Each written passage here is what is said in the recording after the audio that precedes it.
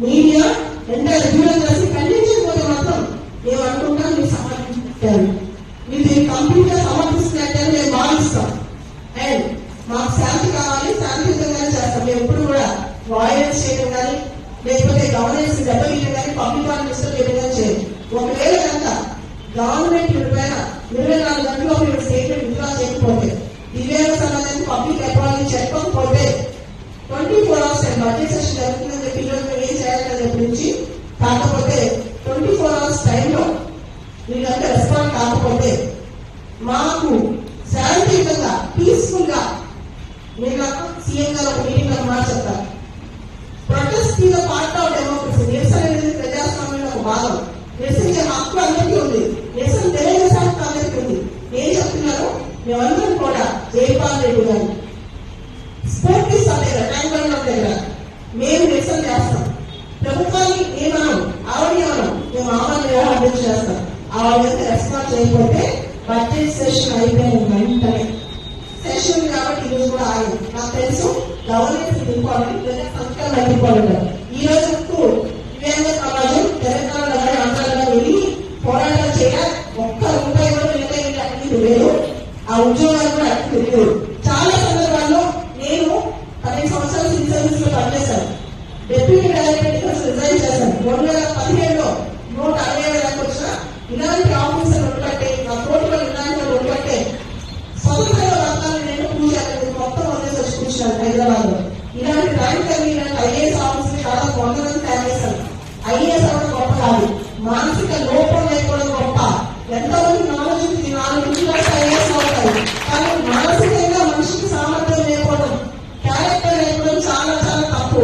చేతిలో ఇంటర్వ్యూ నాకు ఇంగ్లీష్ మాట్లాడి వచ్చేసి చెప్పేసి ఏం పడితే రాసిపడేస్తే ఊరుకోవడానికి ఎవరు కాలేదని లేరు. నేను జనరల్ గా బయటికి రాని విషయంలో, కానీ ఫస్ట్ టైం కొన్ని 100 మంది 1000 మంది డిఫరెంట్ పిల్లలకు ఫోన్ చేశారు. మేడం మీరు కనిపించకపోతే మీరు పెద్ద ఏం చేస్తున్నారని చెప్పి నాకు అర్థమైంది. నేను ఈరోజు బయటకు రాకపోతే నేను బతుకున్నా వ్యక్తమని చెప్పి నేను మా ఇంట్లో చెప్పే వచ్చాను. ఈ సమస్య అంతరైన వరకు నేను ఏదైతే పంచుకోవడం ఇంటికి వచ్చినా అక్కడ పంచుకోవడం వేరేజ్ లో. బట్ ఓన్లీ థింగ్ వేస్తే ఏ విధంగా ఎప్పుడు తెలియదు సీఎం గారు దయచేసి రిక్వెస్ట్ చేస్తున్నాం. అభ్యర్థులు అందరి తరఫున మేము మాట్లాడుతున్నాం. మీరు తింటే ఇమీడియట్ గా మీరు రెస్పాండ్ అయ్యే యాక్షన్ తీసుకోవాలి. సీఎస్ గారు మీరు యాక్షన్ తీసుకోవాలి. అపోజిషన్ పార్టీస్ తెలంగాణలో అన్ని రాజకీయ పార్టీలు స్వపక్షాలు విపక్షాలు అందరూ కూడా దీన్ని ఖండించాలి. బ్యూరోక్రాట్స్ వీళ్ళందరికీ డీటెయిల్స్ ఉన్నాయి. మీరు ఎందుకు దీనిలో రెస్పాండ్ అవ్వలేదు? మీరందరూ ఐఏఎస్ ఐపీఎస్ కదా, ఒక తోట ఐఏఎస్ అని సమర్థిస్తున్నారా నేను అందరూ చెప్పండి. ఇలాంటి కామెంట్స్ సుధాకర్ వాళ్ళు ఎక్కడైతే అయింది ఫాలో చేయాలి. ప్రాబ్లం వచ్చి అలా జరగకూడదు నేను కోరుకుంటాను, జరగకూడదని కోరుకుంటాను. అప్పుడు కూడా యూనివర్సిటీ చెప్పండి చేస్తారా? ఆ ఐఏఎస్ రిజైన్ చేస్తారా? అక్షరంలో నాకు తెలిసింది. ఈరోజు ఆవిడ వెంటనే అనుకుంటే నేను తెలుస్తున్నాను. రిజైన్ చేయమని చెప్పండి, సడన్గా చేయండి సెంట్రల్ గవర్నమెంట్ చూద్దాం. సో వీ వాంట్ జస్టిస్, న్యాయం కావాలి, మాకు జస్టిస్ కావాలి. ఇదే మా కోరిక, మా డిమాండ్. దయచేసి మీడియా వాళ్ళందరూ సహకరించాలి, అందరూ ఖండించాలి. జస్ట్ నేను వార్తలు చూస్తున్నాను, మీరు అన్నారు సంచలనం అన్నారని రాస్తున్నారు. మీకు కూడా ఒక తప్పు జరిగినప్పుడు సమాజం తన బాధ్యత లేదా? చాలా మంది సమాజం కోసం పనిచేస్తారు కదా. సెకండ్ వర్షం అదంతా న్యాయమా? చాలా మంది భారతదేశంలో తెలుగు రాష్ట్రాలలో తెలంగాణలో హైదరాబాద్లో చాలా మంది వికలాంగులు ఇలా మనోవేదనకు గురి కావడం జరుగుతుంది. ఎందుకంటే ఆమె ఒక అహంకార పూరితంగా మాట్లాడడం జరుగుతుంది. ఇలా మహిళా సమాజం క్షమించాలి మమ్మల్ని. ఇవాళ మహిళల పట్ల మేము ఏమనదలుచుకోవాలి కానీ క్షమించాలి. ఏమంటున్నామంటే మహిళలకు క్షమించాలి.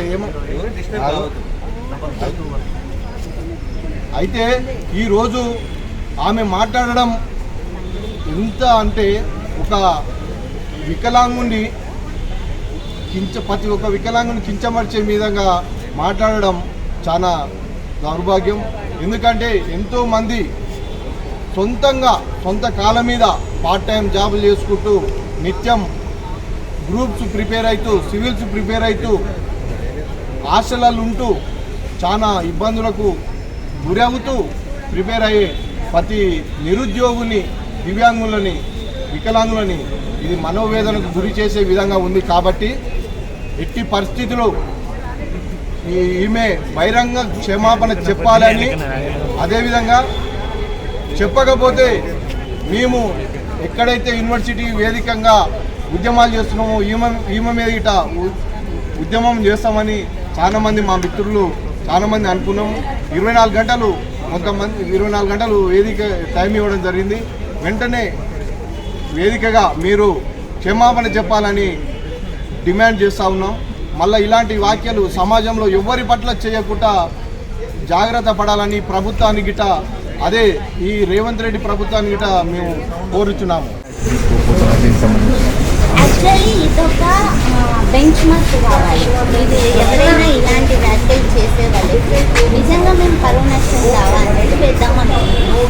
ఆమె కనుక ఆమె వ్యాఖ్యల్ని వెనక్కి తీసుకొని క్షమాపణ చెప్పకపోతే అండర్ 2016 సెక్షన్ 92 ప్రకారం మా ఆత్మగౌరవాన్ని కించపరిచింది. ఎడ్యుకేషన్ ఇంక్రీజింగ్ పార్ట్లో భాగంగా ఇది తీవ్ర నష్టం. తప్పకుండా ఆమె మీద దివ్యాంగుల చట్టం సెక్షన్ 92 ప్రకారం చర్య తీసుకోవాలి. అలానే డిఓపిట్లో కూడా చర్య తీసుకోవాలి. భారత ప్రభుత్వం కూడా వెంటనే స్పందించాలి. ఎందుకంటే ఒక ఐఏఎస్ అనే వాళ్ళు భారత ప్రభుత్వం చేసిన చట్టాలను అమలుపరచాలి, కానీ దానికి విమర్శించకూడదు. ఎందుకంటే ఎలాంటి ఆమె కనుక ఆ ఐఏఎస్ ఉద్యోగాన్ని రాజీనామా చేసి అప్పుడు విమర్శించింది. అంతేగాని ఆ పదవిలో ఉండి మాత్రం అలాంటి వ్యాఖ్యలు చేయనియొద్దు. మేము కూడా చదువుకోవాలి. అలానే మీకు మీ పిల్లలు కనుక ఉంటే మా పరిస్థితి ఏంటి? మీరే కనుక యాక్సిడెంట్ అయిపోయే పరిస్థితి ఏంటి? మొన్ననే మన ముఖ్యమంత్రి గారు యాక్సిడెంట్ అయిపోయింది. మరి ఆయన కూడా ఆయన పక్కకు జరపాలా ముఖ్యమంత్రి హోదాన్ని? అలానే చీఫ్ జస్టిస్ సుప్రీంకోర్టు చంద్రచూడ్ గారు వాళ్ళిద్దరూ వికలాంగ పిల్లల్ని తీసుకొని చదివిస్తున్నారు. కానీ ఆయన తెలుసు చట్టాలు ఈ మధ్యలో మంచి మంచి తీర్పులు ఆయన ఇస్తున్నాడు. కానీ ఈ తీర్పు వ్యతిరేకంగా చట్టాల వ్యతిరేకంగా మీరు మాట్లాడితే మీ యొక్క మానసిక పరిపక్వత మీద చాలా డౌట్ వస్తుంది. మాకంటే మీరు డిజబిలిటీ విషయంలో చాలా వెనుకబడి ఉన్నట్టు అనిపిస్తుంది. కాబట్టి మీరు వెంటనే దాన్ని ఉపసంహరించుకొని మాకు బహిరంగ క్షమాపణ చెప్పాలని, లేకపోతే వివిధ యూనివర్సిటీలో కానీ హాస్టల్లో కానీ నిరాహార దీక్ష చేస్తామని మేము అందరూ చెప్తున్నాము. చట్టానికి లోబడి మాట్లాడలేదా ఉందారా? ఒక రిజర్వేషన్ పార్లమెంటరీ రిజర్వేషన్ సిస్టాన్ని ఆమె క్వశ్చనింగ్ చేసిందంటే she's political, she's become a political leader, she's as being IAS officer మాట్లాడవచ్చా? ఈవెన్ ఐఏఎస్ ఆఫీసర్స్ అసోసియేషన్ కూడా నేను అడుగుతున్నాను, మీరు రెస్పాండ్ కండి. ఎందుకంటే ఐఏఎస్ వ్యవస్థకే కలంకం. వికాస్ అగర్వాల్ ఐఏఎస్ వ్యవస్థకే కలంకం.